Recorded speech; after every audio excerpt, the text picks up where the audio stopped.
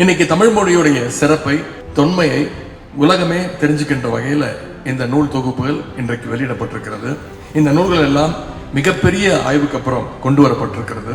தமிழ் மொழியுடைய பழமையை பெருமையை நிலைநாட்டுறதுக்கு இந்த மாதிரியான ஆராய்ச்சிகள் மிக மிக அவசியம். இது காலத்தின் கட்டாயம். திராவிட இயக்கம் தமிழுக்கு என்ன பண்ணுச்சுன்னு பல பேர் கேட்கிறாங்க. அவங்களுக்கு நான் சொல்கின்ற பதில், தமிழ்நாட்டில் இருமொழி கொள்கை தான் எப்பொழுதும் இருக்கும் என்பதை கொண்டு வந்தது திராவிட முன்னேற்ற கழகம். இந்திக்கு இங்க இடமில்லைங்கிறத உறுதி செய்தது திமுக அரசு. நம்முடைய மாநிலத்திற்கு தமிழ்நாடுன்ற பெயரை வச்சதும் நம்முடைய திராவிட முன்னேற்ற கழகம் தான். தமிழ் மொழிக்கு செம்மொழி அந்தஸ்தை பெற்று தந்ததும் திமுக அரசு. நம்முடைய திராவிட அரசு அமைஞ்ச பிறகு தமிழ் அறிஞர்களுடைய நூல்களை எல்லாம் நம்முடைய முதலமைச்சர் அவர்கள் நாட்டுடைமையாக்கி இருக்கின்றாங்க. அதே போல முத்தமிழர் மொழிபெயர்ப்பு திட்டத்தில் 160 நூல்கள் வெளியிடப்பட்டிருக்கின்றது.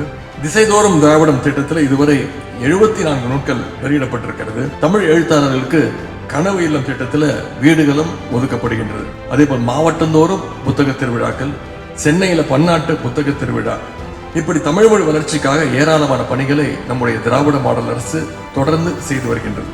அந்த வரிசையில இந்த வேர்ச்சொல் நூல்கள் வெளிவருவது மிக பெருமைக்குரிய ஒரு விஷயம்.